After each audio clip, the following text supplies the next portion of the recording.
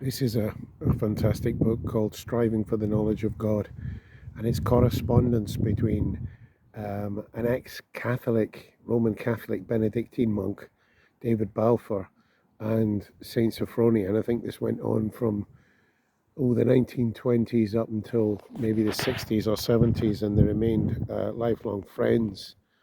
David Balfour had a wild ride of it from Roman Catholic monk um, to becoming an Orthodox monk. He got to meet Saint Silouan and Saint Sophrony on Athos, and they really took him under their wing. It would have been a great novelty for them to see this Roman Catholic monk, educated and well-to-do, and from a great background and whatnot, jumping ship over to the Orthodox. It would have been a great novelty, as it even would be today. But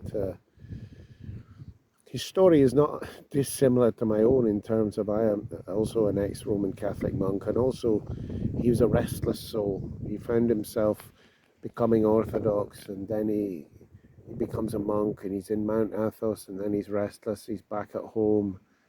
He's trying to build the Orthodox faith a bit in England. Saint Sophrony's saying to him, look, how can you help others and build a foundation for orthodoxy when you're so unstable in yourself? Get yourself back to your internal prayer and your monasticism. And he gets married to a Jewish lady, unusually, and that brings a lot of shame because he's a Orthodox priest and archimandrite monk priest, and so he comes in for a lot of ridicule over that. Saint Sophrony doesn't drop him like a bad smell. He stays with him, and they're writing extensive letters back and forth. We have quite a lot of this epistolary, and it's been gathered up in this phenomenal book. And they discuss everything under the sun. And the principal thing I want to discuss here is Saint Sophrony's take on the Catholic Church, and this idea of the one true church that fixates us so much today on the internet. Whenever I cover this topic, 3 or 4 times more people will watch it compared to other videos on spirituality or interior prayer or monasticism. No, what people want to wrestle with is the one true church. So let's deal with that then. So Saint Sophrony tells David Balfour, look, in our monastic life, our superior has said, our abbot has said, no discussing this. Don't fixate on the one true church. Live the one true church. Live it. Experience God and experience God within the church, and all of this endless back and forth will die away. And so let's just go to this. Right. Just take a blast of this. He says, may the Lord have mercy on me by your prayers. This is Saint Sophrony writing, letter number 11. My desire is that a decisive change come over you, take place in your soul, so that the question about where the true church is and whether really there is such a thing will no longer preoccupy you, nor draw you away from your forward path. And I kind of took that as, well, that's almost Saint Sophrony speaking to me, because I've been not obsessed with this topic for a number of years now. With the one true church, please stand up, and it can become a real distraction on the path, as well as leading to many, many detours. David Balfour was certainly on this path with his marriage to the Jew, and then that didn't work out. He was divorced, and I believe, and then he became a Protestant, a traveling Protestant for a while with a charismatic group. I don't know what type of Protestant, but very evangelical. Then towards the end of his life, he was back in the Orthodox faith, and he repented of all of this, and he was going to the Essex monastery under the tutelage of Saint Sophrony. Who never abandoned him, never gave him up for dead, as it were. So here we go, and was always very gentle and respectful towards him. So I pray that, you'd no longer be fixated by all this, that God would work a change in you, he says. And then he says, this question also comes up in your letter from Paris, where you write that your soul is attracted by orthodoxy as something you feel at home with, whereas you don't with Catholicism.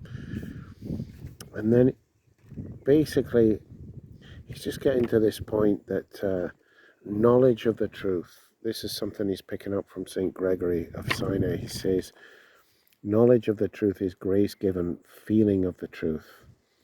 It's something in the heart. And it really is like that. Afterwards, when someone is speaking of God, he will be looking into his heart. How beautiful is that? That's orthodoxy. The orthodoxy I discovered down in Essex Monastery 7 or 8 years ago. You know, that we must find a way to the deep heart, as one of the spiritual fathers said to me. It's not a case of just intellectual wrangling back and forth.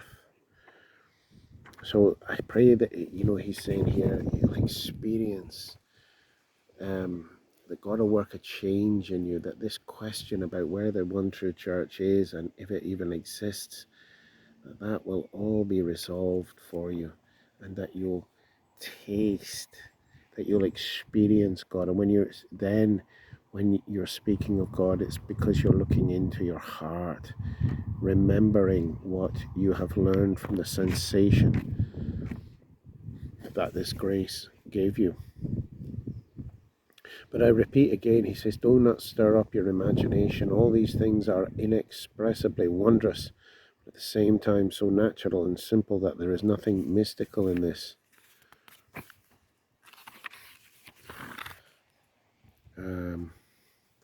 I think that's the most important thing he's saying here. Christian life is simple, and we should be simple in our life, so that it even seems as if there is nothing to it. And it really is like that. Everything is so understandable and clear. I can totally understand where David Balfour was coming from. Years and years invested as a Catholic priest and monk. And even though he'd been drawn into Orthodoxy, you can't just undo all of that. And there's going to be back and forth, and there's going to be a lot of things to resolve. When asked, St. Sophrony says a few pages earlier, he says, I prefer not to speak very much about this question. I would, however, say that I would never think of considering the Catholic Church as some worldly, earthly organization. If I do nonetheless speak of them as worldly, now get this, this was written way before Vatican II. Where is this written? Give me. Just find the beginning of this lengthy letter 11. This is written before the war even, early 30s. So this is 1932, so Pope Pius the 11th, even before Pope Pius the 12th. The Catholic Church in some ways, no one would think of it as a worldly institution, and yet St. Sophrony's saying here they're worldly. But that's in the sense of in comparison to he says, look, what does he write? He says, I hope, if you see the top of the page here, he says, I hope that the Lord will grant you also to recognize that they have been secularized. These worldly or human elements have penetrated the whole life of the Catholic Church. Well, that's prophetic, because nearly 100 years on, dude, we've gone, things have, really gone in this direction. And so many parishes and branches of Roman Catholicism, one never really knows what you're in store for. We shall not speak about this, because involuntarily we shall be drawn towards discussing what has already been discussed by many people and set out in full detail, and no doubt you have read all about it. It is stupid when somebody is defending his own church to accuse another one about transitory and inessential things like, for example, inadequacy in the personal life and the clergy, rituals and such like. But in Roman Catholicism, as compared to Eastern Orthodoxy, there are many basic errors, both from the dogmatic point of view as well as from the spiritual church life. The Roman Catholic point of view about repentance and the practice of confession is not in accord with the Spirit of Christ as I understand it. I think he's referring here to kind of like a juridical approach of the cases of conscience and things like that were all the rage pre-Vatican II. um, a very legalistic way of, if this happens and then the penance is this. If that happens, and this person can absolve, that person can. Very legalistic. I think that's what he's referring to. And this is connected with an incorrect vision of the work of man's redemption. There is a certain worldly, juridical approach to resolving these questions. Anomalies and even frankly crude delusions in the moral ascetical life are accepted as grace given and taken as criteria for holiness. This is very interesting because I heard a Roman Catholic YouTuber who was doing a video on Saint Paisius and his prophecies. He starts the video by looking at the Eastern Orthodox idea of holiness and saints, and he says, "Oh well, those Orthodox they don't have much in the way of bilocations and stigmata and like almost like that. Yeah, these bizarrities become almost the criteria of holiness. Not so in Orthodoxy, where it's more about have you experienced the depth of union with God."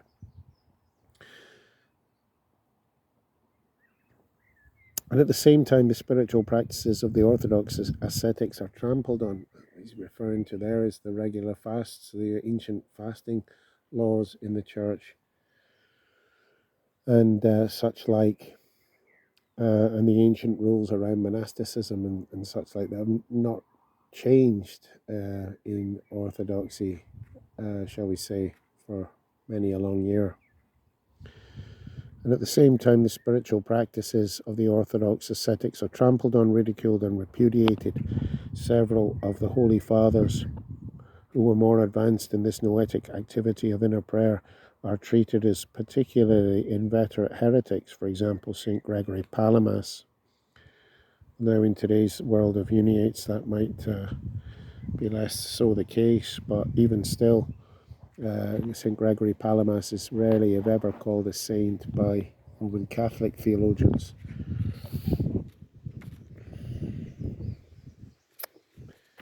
Yeah, his major draft is really just,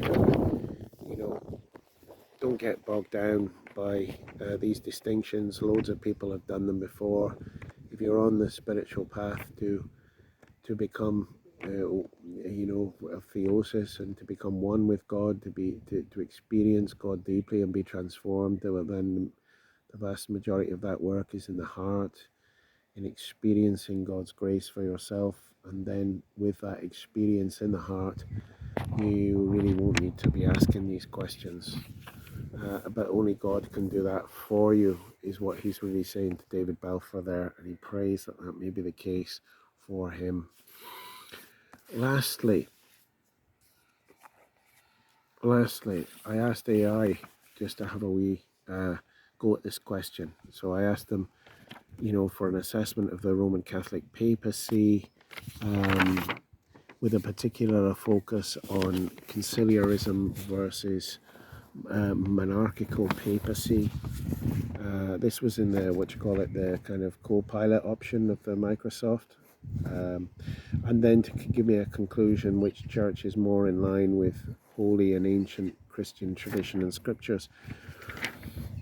Listen, the conclusion, it just said this is a complex and deeply subjective question. Here are some points to consider. Should we go into this?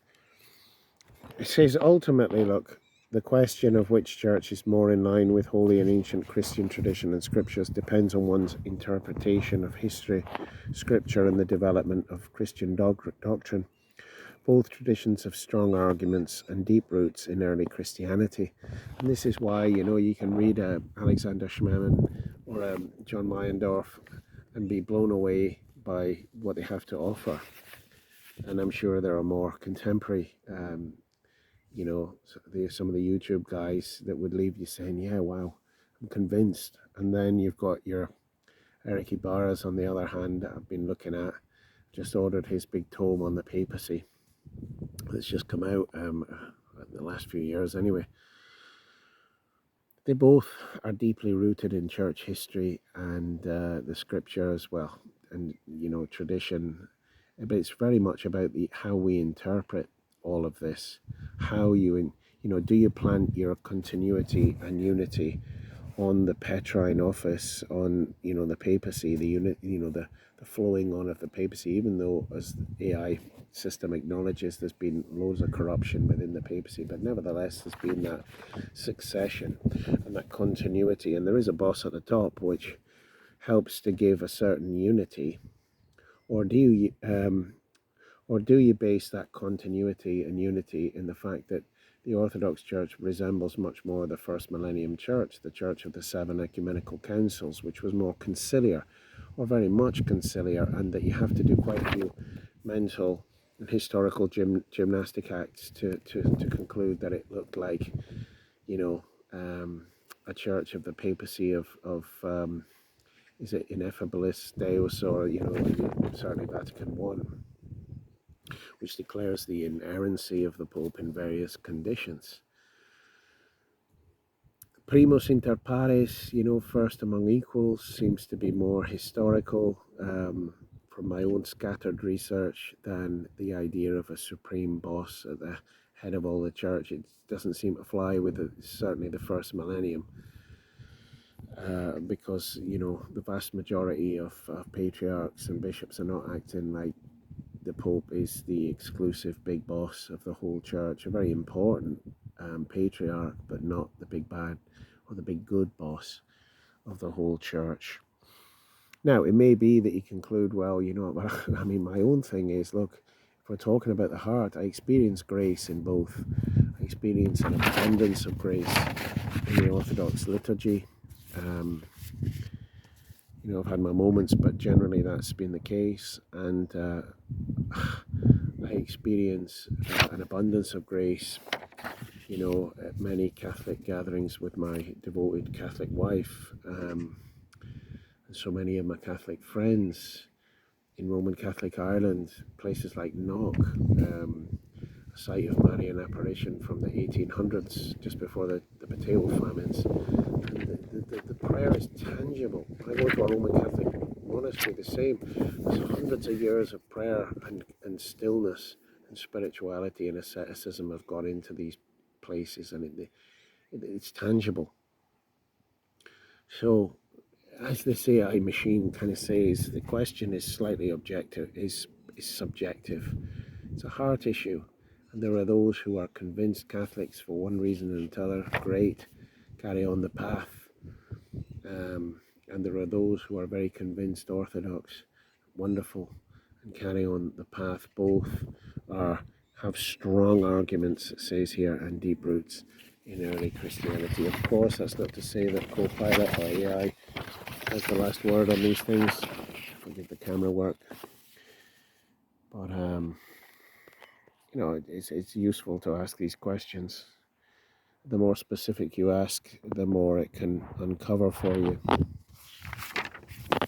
Right, forgive me, this has gone on long enough. Just to once again recommend this book to you.